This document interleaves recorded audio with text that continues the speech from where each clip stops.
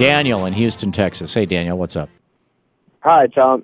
I'm just hearing you talk about, what's happening in the day trade in the Republican Congress and all this, and I'm just wondering if we had less staffers and shrank the size of these staff groups and shrank the power of Congress and took them back to their enumerated powers, because I'm more of a libertarian than a Republican. Well, the Congress is using its enumerated powers.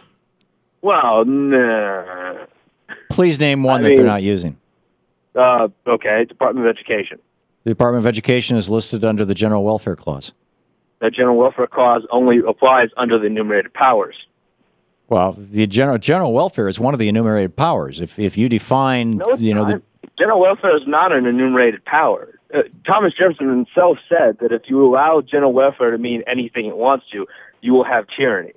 Nonsense. Well, that's what he said.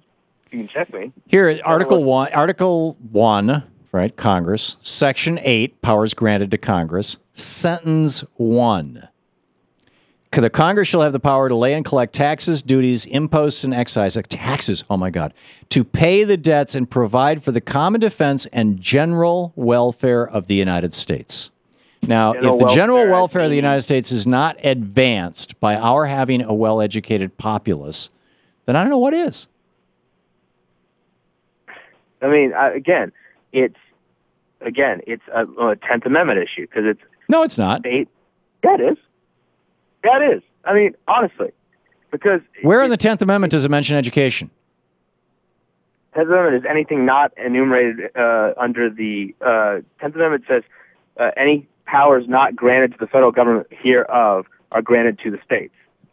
And education is not mentioned in the Constitution. The powers not delegated to the United States by the Constitution nor prohibited by it to the states are reserved to the states respectively or to the people. Is the 10th Amendment. Right. What does that have to do with anything? It has to do with everything. Daniel, are you suggesting is the bigger picture of this that you're saying that FEMA is unconstitutional too? Absolutely. Absolutely. So you think that saving people from hurricanes is not providing for the general defense or the common defense or the general welfare? No. Again, general welfare is you. What does general welfare mean? It appears twice in the Constitution, maybe 3 times. What does it mean? It is defined later on by those enumerated powers. General welfare within the enumerated powers.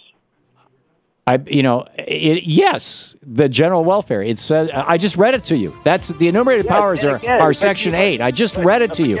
So what does that mean? That's a preface to what it says later on, because the general welfare is using within those powers.